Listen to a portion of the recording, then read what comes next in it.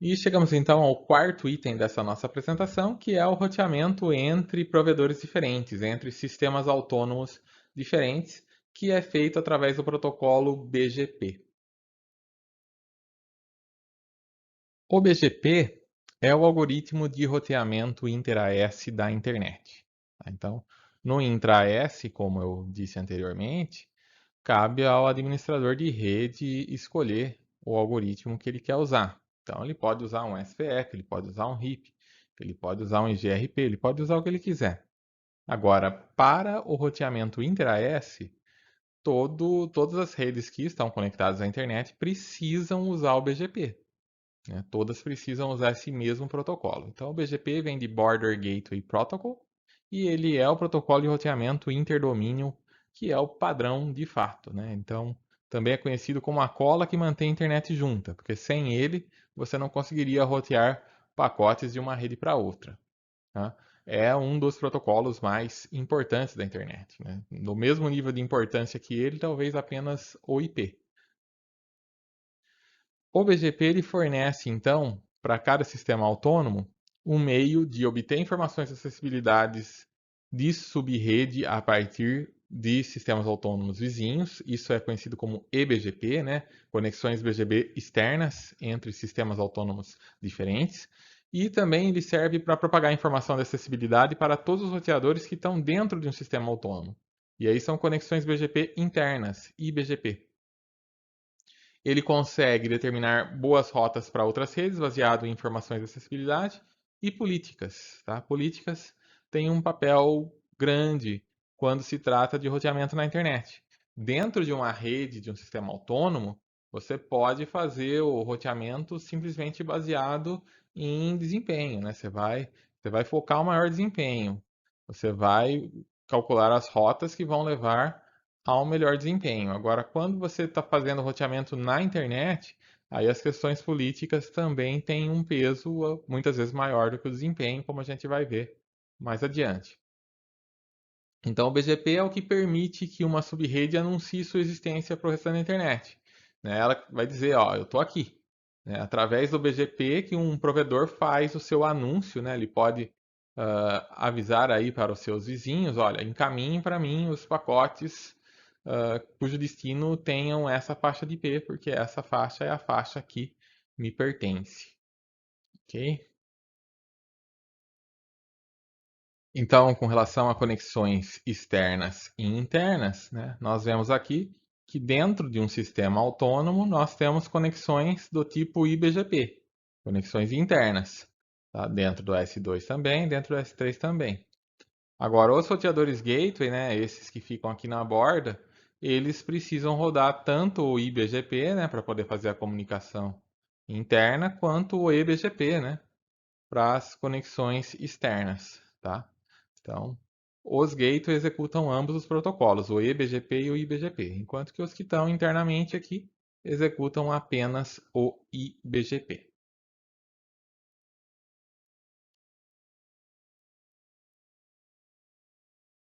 Então, dois roteadores que executam o BGP, eles trocam informações através de uma conexão TCP semipermanente. Tá? É diferente do SPF, né? Lembra lá que o SPF ele roda direto em cima do IP? O BGP não, o BGP ele roda em cima do TCP. Tá? E ele mantém essa conexão então aberta, né? Dois roteadores que têm uma seção TCP, uma seção BGP, eles mantêm a conexão TCP aberta ali por um longo período para poder ficar trocando informações por ela. Eles anunciam caminhos para diferentes prefixos de rede. Portanto, né, o BGP é um protocolo de vetor de caminho. Tá? Então, aqui temos um exemplo, né, uma S1, uma S2, uma S3, e aí de repente é uma rede X aqui. Então, quando o roteador gateway 3A do AS3 anuncia que ele tem um caminho para X, né, ele vai avisar aqui, né, o 3A vai falar para o 2C, olha, eu tenho um caminho para a rede X aqui. Quando ele faz isso, ele está prometendo para o AS2 que ele vai encaminhar datagramas em direção ao X. Tá? Então, quando você faz um anúncio via BGP, esse anúncio é uma promessa de que você vai encaminhar. Por isso que o anúncio você só deve fazer nas situações em que deve fazer. Tá? Então, por exemplo, se a S3 é um cliente de AS2 e X é uma rede cliente de AS3, ele vai fazer esse anúncio, porque ele quer que os pacotes do cliente dele cheguem.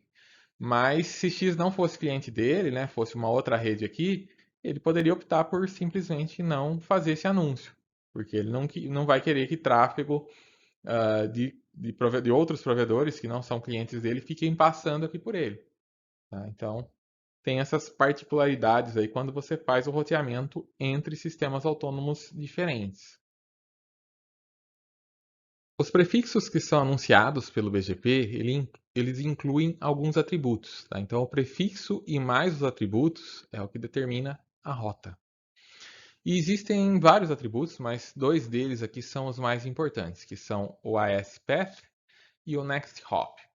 O ASPath é a lista de sistemas autônomos através dos quais o anúncio de prefixo passou. Por que isso é importante? Porque isso evita que esses anúncios sejam passados em loop. Às vezes, um sistema autônomo recebe lá um anúncio e ele vê que ele próprio está nessa lista. Então, ele já desconsidera, porque ele sabe que ele não vai rotear por um caminho que passa por ele mesmo, né? Não faz sentido. Então, isso evita loops.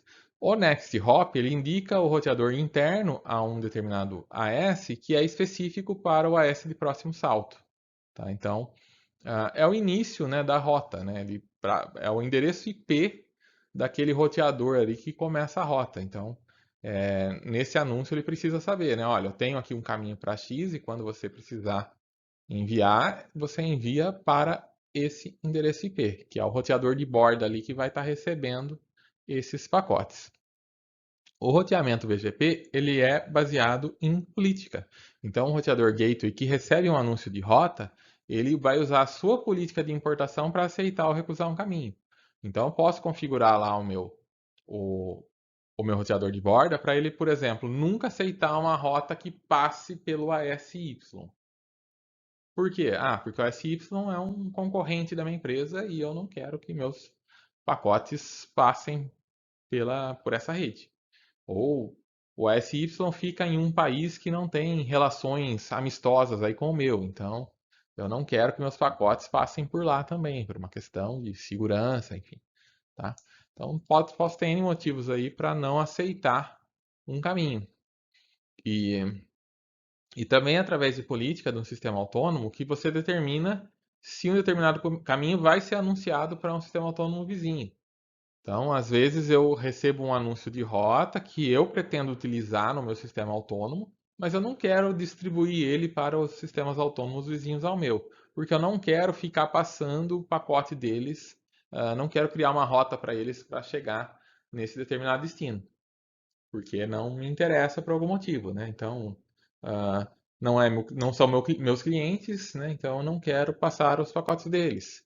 Ou são provedores grandes, eu sou cliente dos dois e eu não vou ficar roteando entre um e outro. Então, se eles anunciam rotas para mim, eu uso essas rotas, mas não passo a rota que um me passou para o outro e vice-versa, né? Então, política tem esse papel importante aí no roteamento BGP.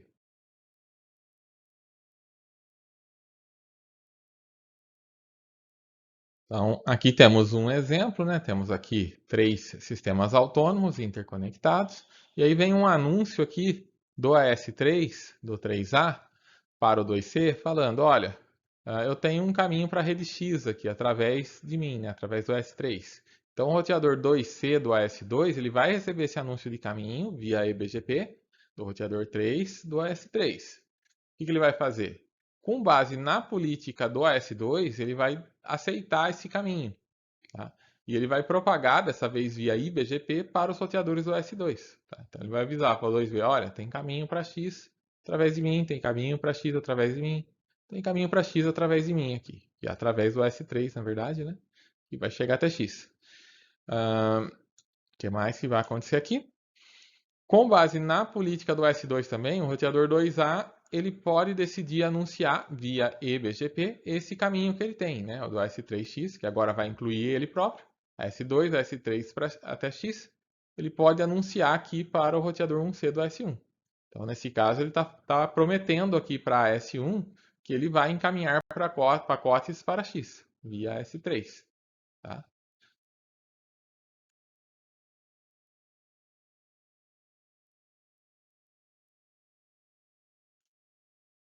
Então, o roteador gateway ele pode aprender sobre múltiplos caminhos para um destino, né? Então, de repente, aqui o 1C ele pode aprender que ele pode chegar em X via S2 e a S3, ou ele pode chegar diretamente via S3.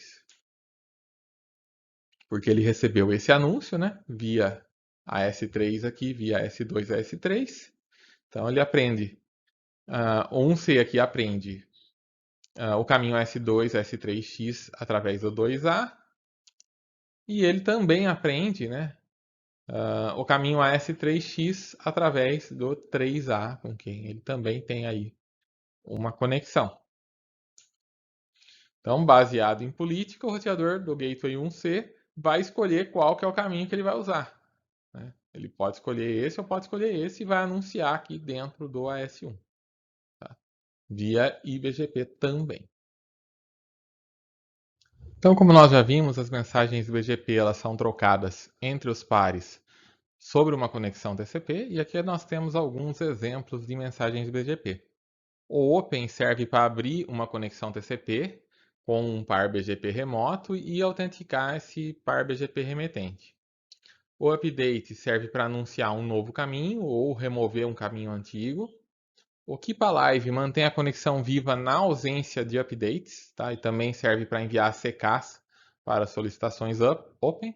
Então, se não tem nenhuma mudança, periodicamente eles enviam um Keep Alive só para, né, não fechar essa conexão, só por outro lado não achar que a conexão está semi-aberta ali, né, que o outro lado já saiu. Então, o Keep Alive é uma forma de manter essa conexão ativa.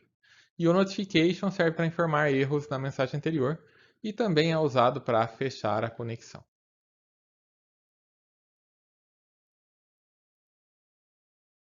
E como que um roteador, então, define a entrada da tabela de encaminhamento para um prefixo distante? Então, né, vamos lembrar, um A, um B e um C aprende sobre o destino X via IBGP do 1C. Então, o caminho para X ele vai passar por 1C, né, que é o roteador de borda aqui do sistema autônomo 1. Então, quando vem esse anúncio de rota, né, ele vai receber essas informações, essa rota aí de S3 para X. E aí, então, ele vai poder criar, né, o 1D aqui no caso, ele vai criar aqui, ó. Ele vai criar uma entrada na tabela onde ele diz que o destino X pode ser alcançado via interface 1. Interface 1 é quem, né? É quem está conectado com 1C, que por sua vez está conectado lá com a S3. Tá? Então, aqui né, a ideia é que o roteamento intradomínio, né, o SPF, por exemplo, defina que para chegar em 1C, você deve encaminhar pela interface de saída local 1. E aí assim você constrói a tabelinha. Tá? Então a tabela, ela é, como eu falei, ela é construída com base tanto no algoritmo de roteamento inter-AS, né, que é o BGP, quanto no intra-AS, que no caso pode ser um SPF, que vai dar a conectividade aqui interna do sistema autônomo.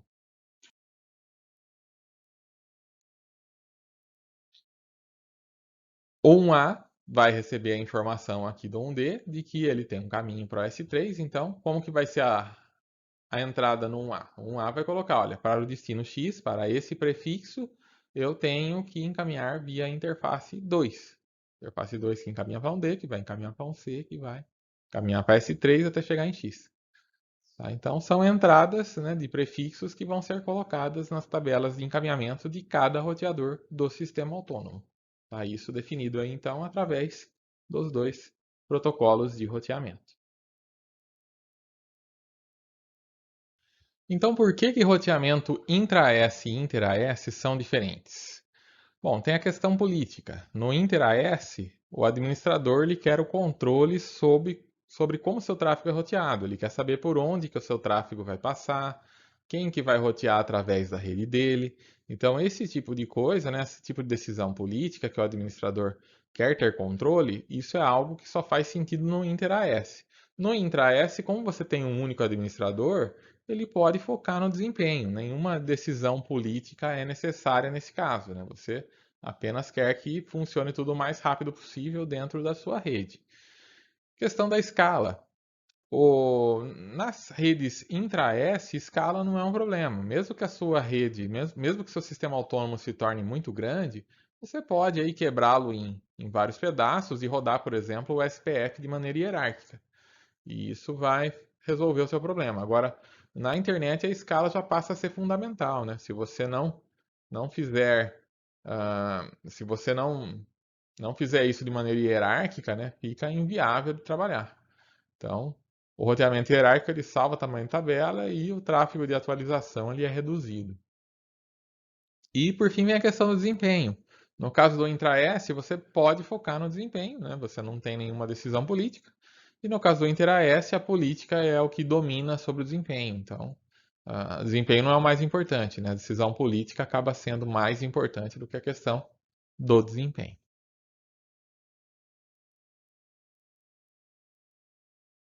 Então, vamos ver agora um exemplo do roteamento batata quente.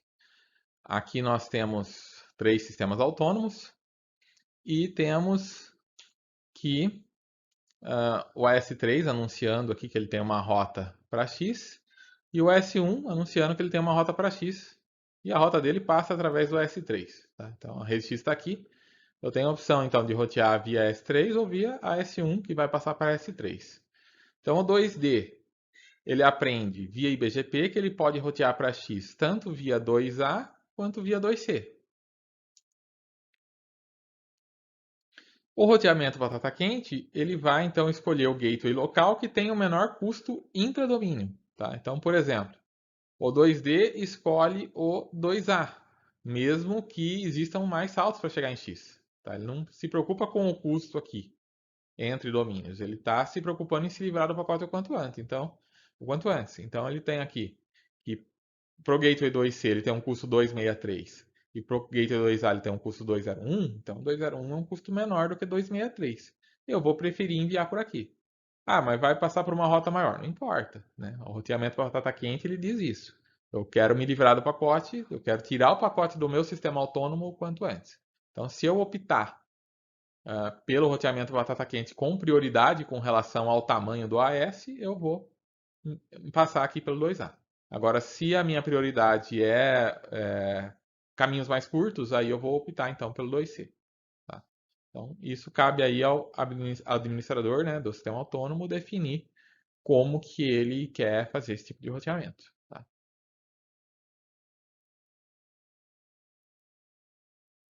Então, vamos ver agora um exemplo de cumprimento de política por meio de anúncios BGP. Temos aqui então 3 redes de provedores, A, B e C, e temos redes de clientes, W, X e Y. Então, suponha que um provedor queira rotear apenas o tráfego de e para redes de seus clientes. Ele não quer carregar tráfego de trânsito entre outros provedores.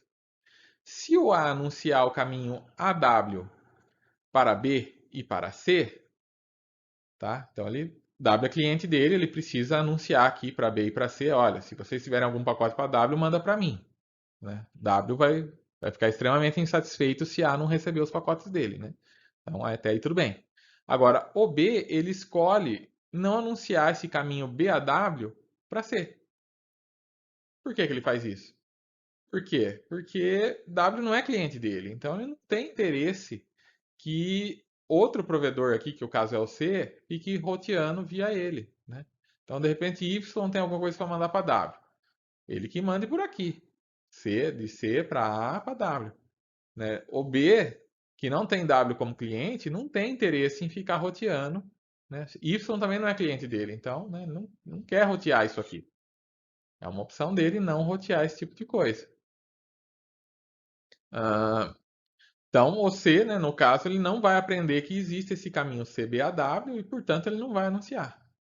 Então, o C vai sempre rotear via CAW, sem usar o B para chegar em W, que é o objetivo aqui do B. O B pode até anunciar que ele tem essa rota com W para X, porque X é cliente dele. Então, se X tiver alguma coisa para mandar para W, então ele fala, olha, pode mandar para mim. Mas nunca para C, porque C é um provedor também, né? Então ele não tem interesse em ficar servindo de trânsito aqui para o tráfego entre C e A. Eles que se virem com seu próprio tráfego aí, certo? Então, esse é um exemplo de política, né, de importação, política de de divulgação de rotas aí.